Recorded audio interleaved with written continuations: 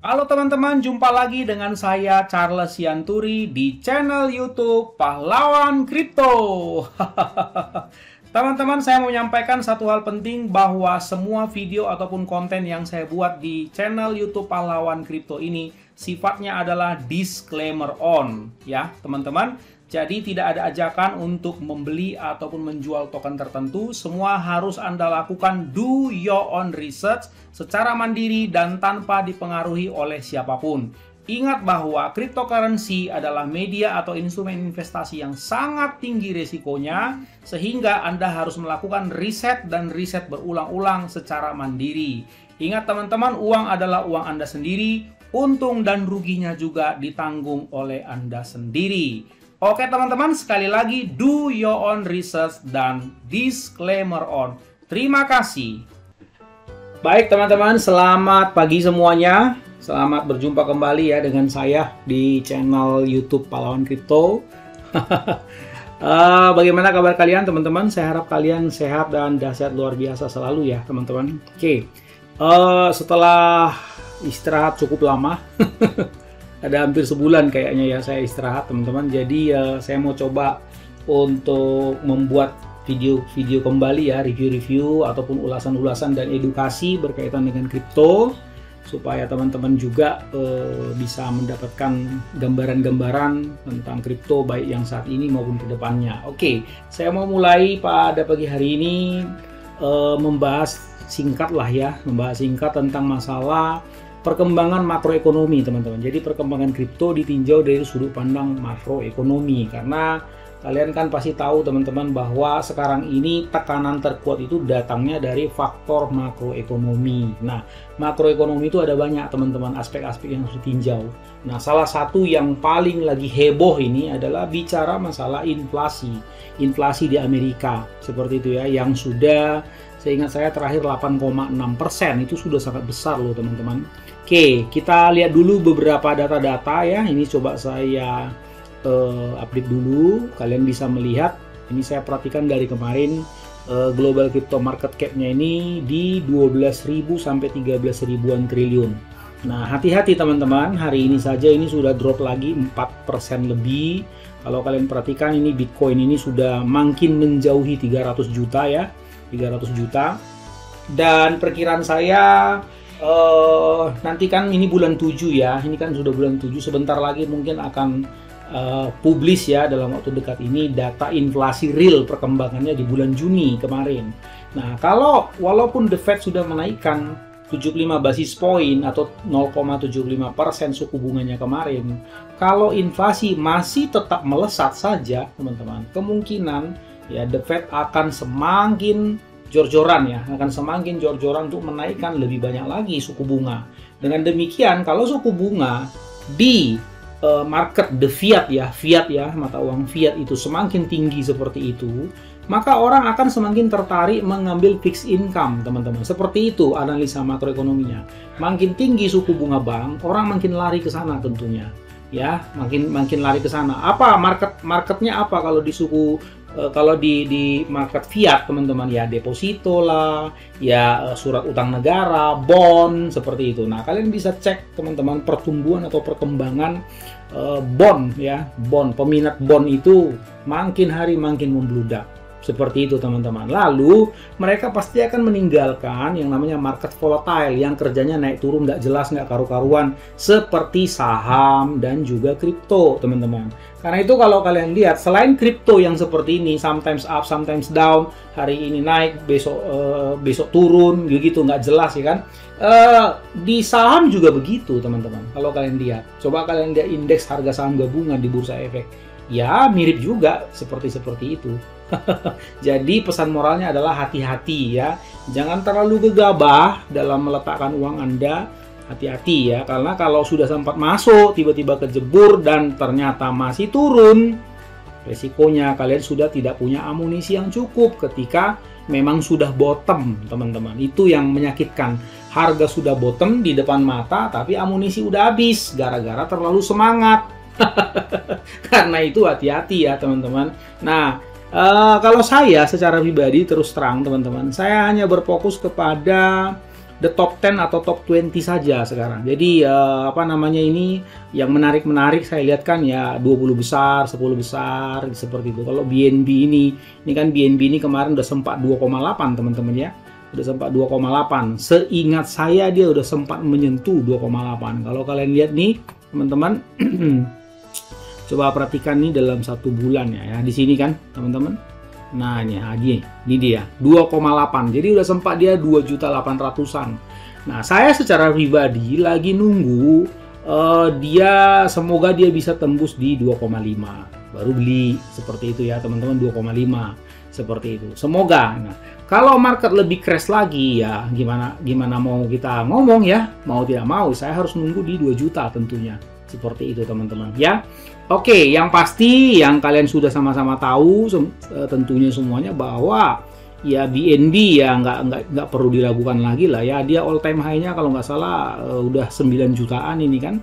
Lumayan ya kalau dapat harga murah, semisal saya bisa dapat harga 2 juta BNB, ntar terbang ke all time high 9 juta ya lumayan lah, 450% kan gitu, mantap ya. Dan itu mudah teman-teman. Yang namanya market kalau ditekan terus, sometimes dia udah waktunya rebound, nanti kalian lihat itu kejar-kejaran kayak kereta api teman-teman, terus gitu. Jadi seperti itu turunnya, kejar-kejaran untuk turun, demikian juga nanti kejar-kejaran untuk naik. Kalian akan mungkin panic buying mungkin someday ya. Oke. Namun saya harus sampaikan juga data ini kepada teman-teman. Saya melihat indeks fear and greed sekarang masih dalam kondisi cukup kritis walaupun sudah 2 digit. Kemarin sempat 1 digit teman-teman. Wah, tapi ini masih 2 digit dengan penjelasan ya masih extreme fear. Orang masih takut secara ekstrim gitu loh penjelasannya. Takut secara ekstrim, nggak berani untuk masuk di bursa kripto, apalagi namanya jor-joran, takut dia begitu ya. Nah coba kita lihat teman-teman, saya udah setting ini chartnya ini, chart indeks ini secara maximize, dilihat dari 2018. Jadi kita melihat sebetulnya ada pola teman-teman ya. Ini kan kalau kalian lihat di sini fear index greed ini di bawah 20. Coba kita lihat yang di bawah 20 ya teman-teman. Nah ini kan tahun 2022 ya. Nah 2022, 2021 pernah sih, tapi nggak banyak ya, cuman sampai sebatas ini. Jadi ini dari Mei sampai Juli ya, 2 bulan pernah seperti itu di bawah 20. Nah ini sekarang di atas 10 dan di bawah 20. Ini kemarin dari Mei juga kalau nggak salah ya, dari Mei juga sampai sekarang sudah Juli. Ini masih indeksnya masih 14. Namun kalau kita melihat teman-teman, ini kalau CZ bilang biasalah ini siklus 4 tahunan. Kalau di bursa saham itu dikenal dengan siklus 10 tahunan. Walaupun itu nggak eksak-eksak banget ya, nggak eksak-eksak banget bener ya. Tapi ya bolehlah gitu kita terima. Nah tahun 2019 pun sebetulnya pernah ini fear index ini sampai 21 Agustus 2019, tapi sebentar langsung terbang lagi. Nah 2018 ini saya lihat ini cukup sering di bawah 20. Nah jadi kalau kemarin ada yang share ya di grup saya, nah mereka share seperti ini teman-teman. Jadi inilah situasi kondisi BTC ya, BTC Bitcoin. Kalau kita lihat ini tahun 2022 merah ya, dipikir 2018 ini sudah terparah minus 50%. Di kuartal 1, kemudian kuartal 4 minus 44, dipikir ini sudah terparah, taunya ada lagi yang lebih parah ya. Kuartal 2 itu sudah minus 56%. Jadi 4 tahun ya, kalau kita lihat lagi 2014 ya parahnya itu 38, 39. Nah makin kesini makin parah begitu, makin tahunnya makin kemari makin parah. Kenapa teman-teman? Karena all time high. Jadi ceritanya ketika dia drop sebanyak ini, habis itu terbang melampaui all time high-nya. Jadi dari all time high, drop lagi. Nah, jadi makanya kalau all time high-nya semakin tinggi, maka dropnya ini juga makin besar. Kira-kira begitu. Nanti kalian mungkin akan kelihatan, akan mungkin bisa lihat 2026 nanti ya. Setelah all time high-nya tembus, melampaui yang sudah-sudah, berapa itu kemarin ya? Hampir 1 miliar ya. Nah, habis itu mungkin akan drop sampai 60-70%. Ya seperti itu, untuk mencapai all time high-nya lagi, bahkan melampaui ya, breaking all time high-nya, mungkin seperti itu. Nah, ya teman-teman, oke. Jadi sebetulnya pesan moralnya apa, Bang? Bersabar, itu aja pesan moralnya. Kalian bisa melihat dari indeks perilaku manusia ini kan indeks perilaku manusia, teman-teman. Indeks psikologi para investor ya di market. Jadi, ya mereka kadang-kadang terlalu confident sampai indeksnya 70 begini. Terlalu confident sampai indeksnya bisa 80. Bisa 80 loh indeksnya. Pede banget nih, 86 nih tertinggi ini. Saking PD-nya, hajar terus, hajar terus. Nah, ini Anda bisa melihat ya, teman-teman. 7 Februari 2021 ini hajar terus, hajar terus, hajar terus. Ini 86, teman-teman. Lihat, 92. Nah, kalau udah 92, menurut kalian perilaku manusianya gimana? Nggak ada lagi pusing masalah resiko. Masukin aja deh. Gitu. Itu seperti itu maksudnya, teman-teman. Kalau udah 92 mendekati 100 begitu di atas 90, itu artinya orang nggak perlu mikir lagi, nggak perlu dior-dioran lagi, nggak perlu riset-risetan, udah hajar aja lah gitu. Ya kan? Masuk. Yang penting dapat 20-30%, dah kabur gitu. Nah, seperti itu perilakunya, teman-teman. Tapi sekarang, teman-teman, kita itu lagi ada di titik lembah. Ya, mau tidak mau jawabannya adalah sabar nih. Semua yang di bawah naik lagi, semua yang di bawah naik lagi ya. Ini pun juga kita berharap ya naik lagi, tapi ya when ya kan, ceritanya kapan ya kita nggak tahu, teman-teman. Gitu ya. Oke, kemudian teman-teman yang saya mau sampaikan lagi adalah berkaitan dengan masalah ini, teman-teman. Nah, kalau kalian lihat ya Bitcoin ini di TradingView lah. Ini saya setting ya dalam monthly ya, secara bulanan. Saya lihat sih bulan ini akan turun lagi ini Bitcoin ini, kalau saya lihat ini, teman-teman. Dari indikatornya gitu, kalau saya lihat ini, waduh, ini turun lagi gitu. Nah, bahkan Robert Kiyosaki, kalian sudah baca kan di media, dia memperkirakan akan turun sampai ke harga 1.100 ini Bitcoin katanya. Sedangkan orang dapat di 15.000 aja udah syukur, misalnya ini ya. Kalau dia malah dia bilang 1.100, berarti di mana itu ya? Tuh, sekitar di sini ya. Ya, jadi kita nggak tahu lah ya. Saya tidak bilang beliau benar, saya juga tidak bilang beliau salah ya. Biasalah. Oh, semua orang juga bisa memprediksi kok gitu. Cuman ya saya cuma menitik beratkan ya, hati-hati teman-teman gitu. Jangan terlalu terlalu overconfidence, karena indeks fear greed kita juga masih extremely fear gitu loh. Kecuali kalian sudah melihat dia udah rata-rata bertengger di atas 50 gitu, 50 60 udah mau melaju begitu. Ya sudah, silahkan. Tapi kalau di level sekarang, waduh, saya sih nggak terlalu menyarankan ya untuk terlalu jor-joran ya seperti itu. Kecuali kalian main stable coin ya, misalnya kalian main misalnya USDT atau BUSD seperti itu, terus kalian stakingkan di Binance, lumayan dapat 10% teman-teman, seperti itu ya. Toh juga saya perhatikan dolarnya naik begitu toh. Nah, jadi ini dia teman-teman. Kalau saya lihat ya di CoinGecko ini misalnya, lihat nih teman-teman, ini udah 15.000 ini rupiahnya nih. Tuh, ini masih akan naik terus seperti itu ya teman-teman. Nah, tadi saya udah bilang, Bang, data-data apa aja tentang masalah makroekonomi. Makroekonomi itu banyak loh teman-teman. Banyak banget. Ya, inflasi itu cuman salah satu ya, salah satu faktor yang harus diperhitungkan dalam ini dalam makroekonomi. Ini kalau kalian lihat ini ya, makroekonomi itu bisa bicara juga tentang masalah pump payroll ya, mengenai masalah tenaga kerja seperti itu ya, bagaimana spendingnya, macam-macam. Oke ya, ini ada beberapa berita yang saya mau sampaikan sama teman-teman. Jadi ini dari Bitcoin Magazine. Jadi dikatakan judulnya perlambatan pertumbuhan dan bola penghancur dolar. Data Juni untuk Amerika dan zona Euro menunjukkan kontraksi ekonomi yang sedang berlangsung dan yang terburuk belum datang. Apa artinya ini untuk Bitcoin, teman-teman? Ini yang saya maksud tadi. Jadi the worst-nya, kalian kan pasti udah banyak dengar info resesi akan terjadi, ya. Ekonomi krisis akan terjadi. Tadi saya udah krisis ekonomi akan terjadi. Tadi saya udah bahas di grup pahlawan kripto. Ini grup saya ya teman-teman. t.me/pahlawan_kripto. Saya tadi udah menyinggung tentang hutang Amerika yang udah kelewatan gedenya. Ini kalian bisa lihat teman-teman. Naik terus nih hutang Amerika ini. Dan sekarang itu sekitar 30,37 triliun US dollar, atau kalau dirupiahkan sekitar 450.000 triliun lebih hutang Amerika sekarang. Nah, teman-teman, kalau utang ini bayar bunganya aja udah nggak mampu kan, ya ini yang jadi masalah. Dan utangnya ini udah 8 kali dari GDP-nya. GDP itu Gross Domestic Product, ya, pendapatan per kapita kotornya, gitu. Jadi misalnya contoh gini, saya buat bahasa gampangnya teman-teman. Misalnya kamu pendapatan kamu per bulan 5 juta. 5 juta sebulan, misalnya begitu ya. Lalu karena ini 800%, 8 kali dengan 5 juta sebulan seperti itu ya. Katakanlah berarti dalam 1 tahun itu berapa ya? 60 juta ya, 60 juta. Oke. 60 juta kali 8, Anda berutang 480 sampai 500 juta.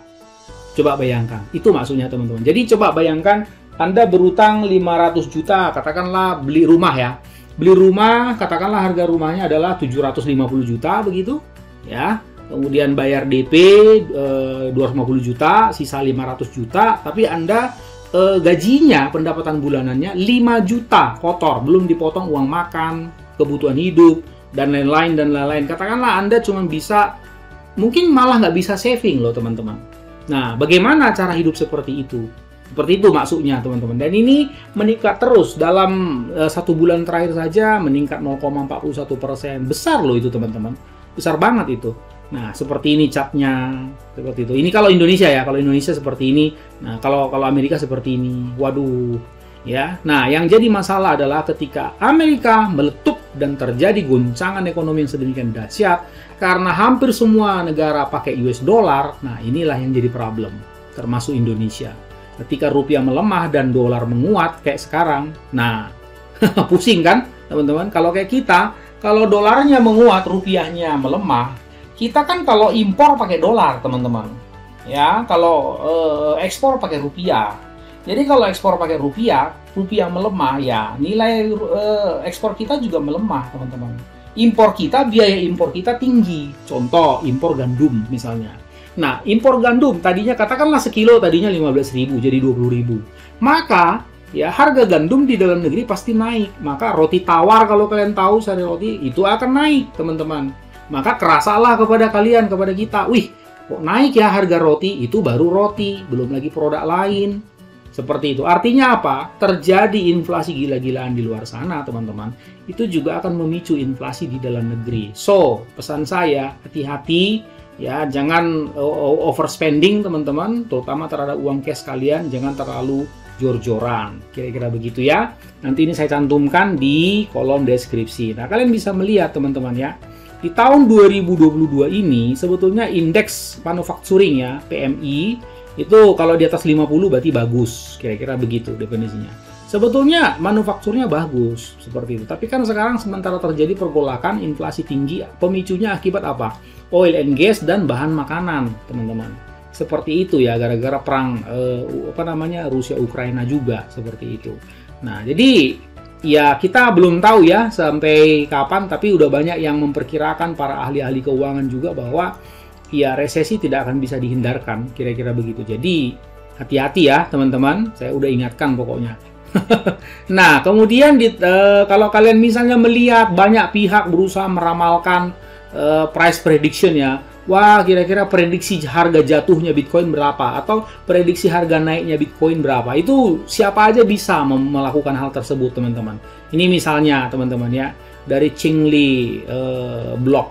Jadi Bitcoin diprediksi 2022 dia bilang minimal harga $37.000 lah, sekarang aja udah 19.000.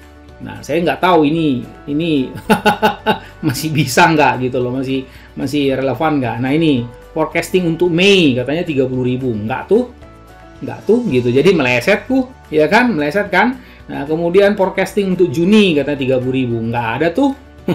Ya nggak ada, masih nyungsep gitu. Jadi jangan terlalu mudah juga percaya teman-teman sama yang namanya forecasting. Kadang-kadang kalau kita udah lupa diri teman-teman, udah nggak mau lagi dior, udah nggak jalan pikiran kita seperti merasa terbuai dengan angin-angin sorga seperti ini. Contoh nih, misalnya 2023 price prediction, dia bilang apa nih? Wah, nanti 2023 harga Bitcoin bisa $53.000 lah, sekarang aja masih 19.000. Begitu. Jadi seolah-olah kan gimana teman-teman secara psikologi, coba dijawab. Seolah-olah kan kita jadi oh gitu ya. Oh, berarti masih ada spare 53 kurang 19. Oh, 34.000 ya. Wih, untung 200% gua, mantep banget ya. Langsung pede ngambil di 19.000. Padahal besok-besok katakanlah jeblok ke 15.000. Stres kan? Begitu loh. Jadi pesan saya adalah jangan terlalu overconfidence, jangan langsung telan bulat-bulat yang namanya prediksi-prediksi begini ya, teman-teman. Oke, teman-teman. Jadi sebelum saya tutup, pesan saya, hati-hati, makroekonomi ini saya perhatikan ngeri-ngeri sedap ya, dan banyak pihak yang mengatakan the worst not yet come gitu ya, yang terburuk belum datang, resesi belum meletup, kira-kira gitu bahasa kasarnya. Jadi ya hati-hati teman-teman. Oke teman-teman, sampai jumpa pada video selanjutnya. Ingat, orang sabar cuannya besar, and see you at the top.